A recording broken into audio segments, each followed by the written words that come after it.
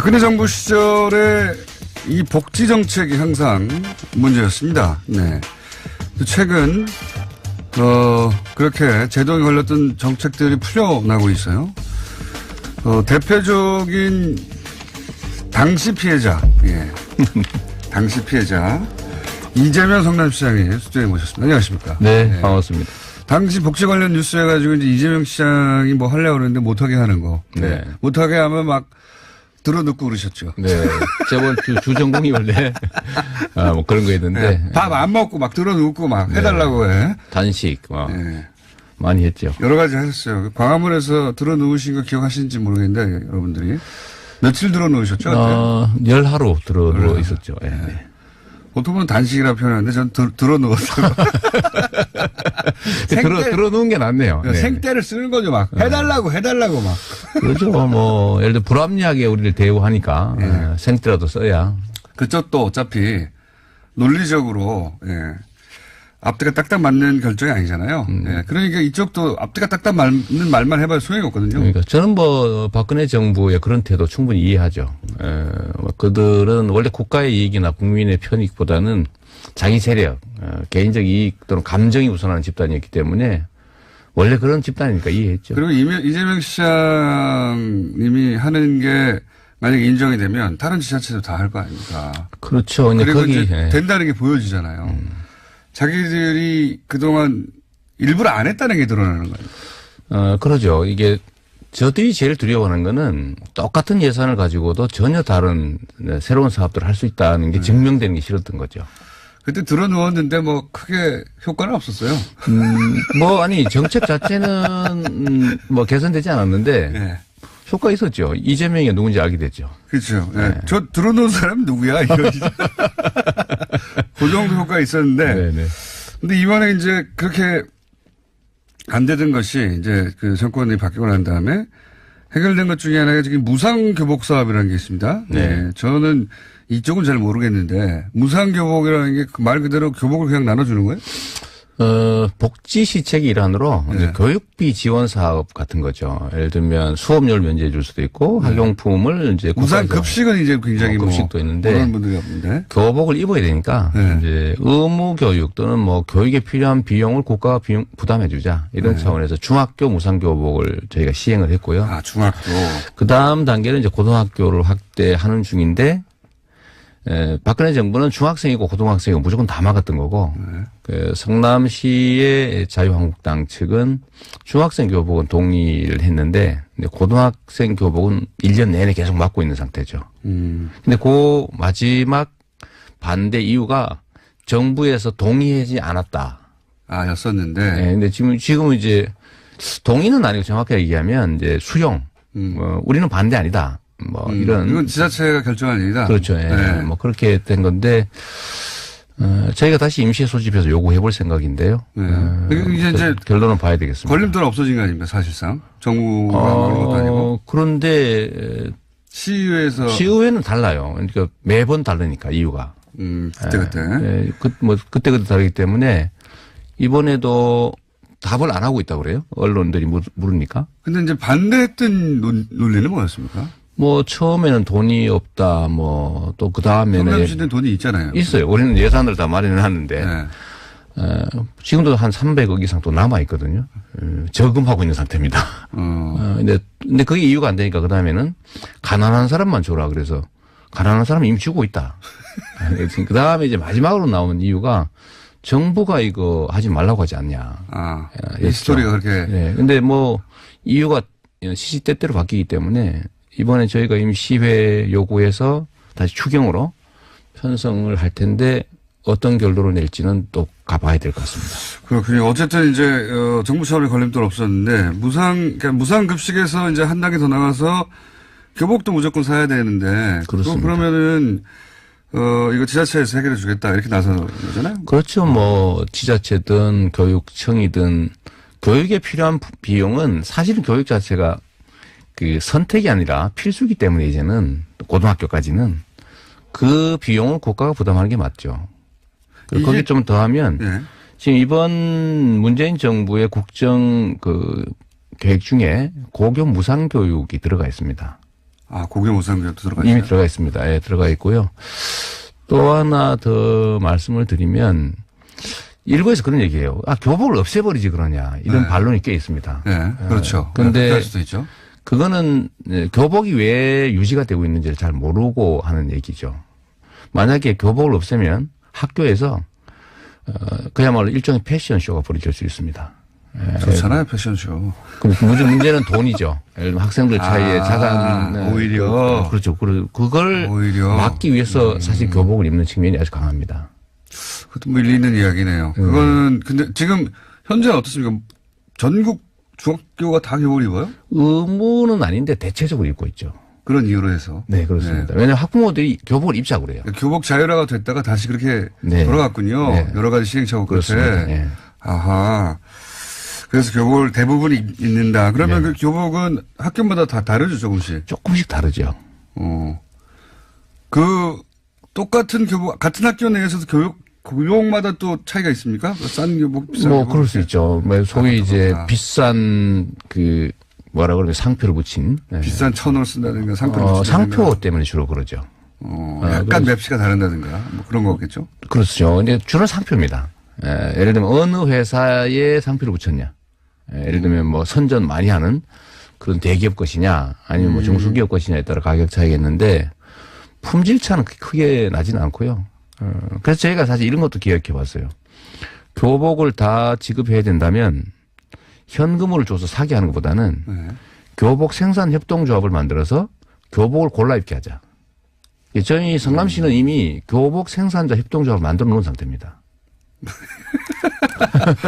다 만들어놨는데 하지 못하고 있는 거죠. 네. 왜냐하면 실제로 성남의 교복 생산 업체들이 대기업에 납품을 하고 있어요. 이미. 알겠습니다. 네. 근데 거기에 생산 원가보다는 훨씬 비싼 가격으로 대기업들이 받고 있죠. 그럼 만약에 이 문제가 성남시에서 해결이 되고 그 성남시에서 교복을 무상으로 학생들이 다 지급하는 것을 하고 나면 이게 이제 무상급식이 그랬듯이 다른 지자체로 퍼져나갈 수도 있겠네요? 그렇습니다. 이래서 다른 지자체들이 재정 상황이 어려우니까 이거 부담이 되지 않냐라고 얘기하는데요. 이건 전혀 사실이 아닙니다. 왜 사실이 아닙니까? 보통은 시군들처럼 재정이 어려운 지역 얘기들 하지 않습니까? 네. 제가 하나 예를 들어봤는데요. 경기도에 6만 명대의 군 단위가 하나 있습니다. 예를 들면. 거기는 1인당 예산이요. 한 5, 600만 원씩 됩니다. 근데 성남시 같은 경우는 1인당 예산이 1년에 200만 원이에요. 그런데 그쪽에는 예를 들면 우리는 30억 가까이 들지만 거기는 학생이 몇 명 없잖아요. 기껏해야 제복이는 한 4, 500명? 그 정도면은 30만 원씩 해도 얼마 안 됩니다. 그러니까 한 2억 정도밖에 안 되는 거죠. 그러니까 전체 3, 4천억 예산 중에서 2억이 없어 못하는 건 아니거든요. 도로 포장 엉뚱한 데 하나 안 하면 간단하게 마련할 수 있는 돈이죠. 실제로는 그 돈을 거기 쓰는 게 아깝거나 그런 생각 안 했을 뿐이다. 저는 그렇다고 봅니다. 우선순위 선택 문제죠.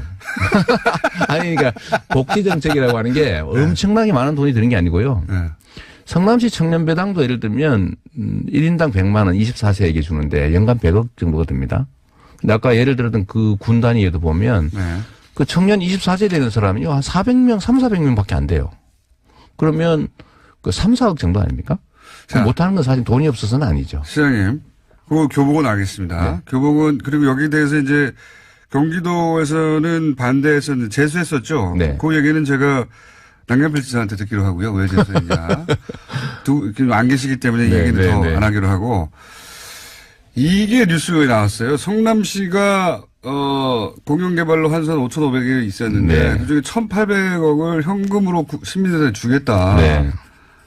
이거 획기적인 뉴스긴 한데 굉장히 뭐랄까요. 받아들이기 생경한 로직입니다. 지자체가 공영개발로 돈을 환수했어요. 돈을 벌었다는 얘기죠. 한마디로. 네. 그러고 나서 그거를 성남 시민에게 예를 들어서 지금 교복 정책이라든가 뭐 여러 가지 정책으로 혜택을 준다가 아니라 현금 줄게. 이게 있었던 일입니까? 다른 나라라도? 대한민국에서는 없던 일인데요. 그러니까요. 전 세계적으로는 많이 있는 일입니다. 대표적인 데가 알래스카주는 석유 자원이 많으니까 석유 자원 개발에 따른 이익을 모아가지고 기금을 만든 다음에 1년에 1,000불 내지 2,000불씩 개인에게 지불하고 있어요. 그냥? 그게 소위 기본소득이죠. 조건 없이. 개념은 기본소득인데. 그러니까 그러니까 부동산의 가치가 올라가는 건 누구가 노력해서가 아니라 네. 그냥 시가 예를 들면 이 지역을 개발 지역으로 지정하는 것 자체로 땅값이 몇 배씩 폭등한단 말이에요. 네. 그 개발 이익을 누가 갖느냐. 지금까지 다 업자가 가져갔죠. 네. 정치인들이 거기 끼고 부정부패가 됐는데 이 5,503억 원 정확하게 그때 당시에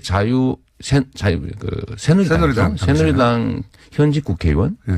그 현직 국회의원의 친동생 네. 이런 사람들이 뇌물 받고 압력화하고 뭐 이렇게 해가지고 LH가 하고 있던 걸 뺏어서 민간이 하기로 했던 거예요. 네. 그 제가 재수없게 단속되는 바람에 그들 입장에서는 네. 이걸 제가 다 시로 환수했죠. 네. 근데 이 그래서 돈을 남겼어요. 5,500원 남았는데 네. 이 금액의 규모가 어느 정도냐면 성남시의 3년치 가용 예산입니다. 많이 남았네요. 그렇습니다. 엄청난 돈이 남은 건데. 누군가 먹을 돈을 시가 뺏은 거죠. 시가 가져온 거잖아요. 완전히 전쟁이었습니다. 이거를 시가 공영 개발한다니까 당연히 자유한국당, 새누리당 엄청나게 반대했죠. 관련 업자들도 엄청나게 반대했고. 반대했고. 뭐 그게 뭐 말할 것도 없고요. 음해 뭐 말할 것도 없는데 이 중에 3분의 2. 네. 이거는 예를 들면 본시가지에 공원을 사서 만들고 있어요. 그 도심에 엄청 비싼 땅 사가지고. 네. 예, 그것도 하고 터널도 만들고 기반시설을 만들고 1,800억 정도는 원래 이제 저희가 보통 그런 데 쓰고 뭐 빚 갚고 그러는 거 아닙니까 원래. 빚은 이미 다 갚았으니까 갚을 때 더 없고요. 예, 네. 없어요. 잘난 척 하실 만하네요. 네, 잘난 만하죠. 뭐 저희 현금을 한 5,200억 정도 갚았으니까 네. 똑같은 예산 가지고요.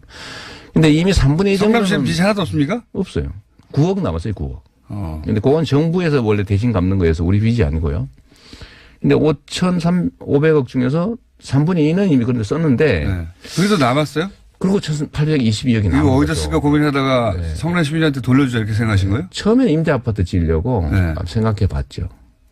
근데 이거는 1,200세대 정도 혜택을 보는 건데. 네. 저는 그런 생각을 하는 겁니다. 자날자떡이라고 이게 정치 잘하면 자다가도 날바래 떡이 떨어질 수도 있고 잘못하면 날벼락 맞을 수도 있다. 이거를 우리가 사실은 좀 체감할 필요가 있거든요.